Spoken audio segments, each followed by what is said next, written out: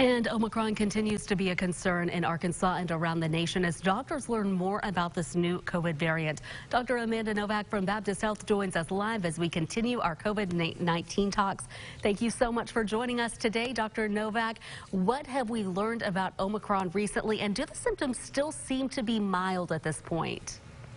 Right. So we've definitely learned a lot in the last couple weeks. What we know is that Omicron has actually been around longer than we thought, and it's a lot more widespread than we thought. So it's in lots of countries and lots of states around the United States right now. And what we've also learned is that it really is probably more contagious than what we've dealt with before. It seems to be spreading more easily.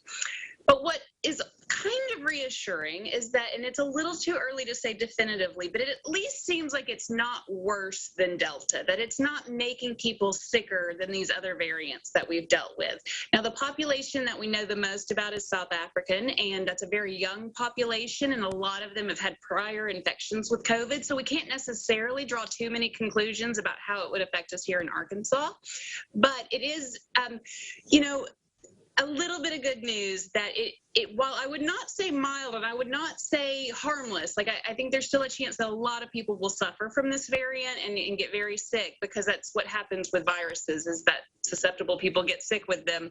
But I think there's some reassuring data from around the world that we're not dealing with some monster virus as far as how sick it makes people. Thank goodness. That is certainly reassuring. Let's talk about hospitalizations here in Arkansas. They are up at this time. How is it at Baptist Health? Are you seeing beds fill up again?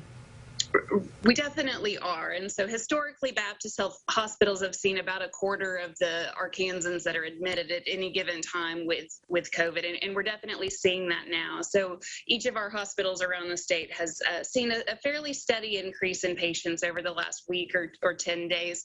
We're not seeing anything alarming at this point. We have plenty of capacity to take care of these patients. It's not like we're doubling or tripling the number of COVID patients we have, but we've definitely felt that increase and are seeing more and more people come in through our ERs. As we are now here in the winter months, any update on the flu? How many cases are we seeing, and have we seen any hospitalizations due to the flu so far this season? So we keep a really close eye on that, and we have in previous years, even before the pandemic. And right now, we actually don't have many flu patients at all. We've had less than half a dozen that have been admitted and already discharged in the last week or so. We are seeing more ER visits and clinic visits with flu-like illness, and we're diagnosing it in outpatients. But for now, it seems pretty much right on average with what we would call a normal year. So not like last year where we saw hardly any flu at all.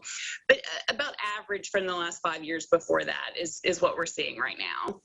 Dr. Amanda Novak live from Baptist Health. Dr. Novak, thank you so much for joining us. We appreciate you as always.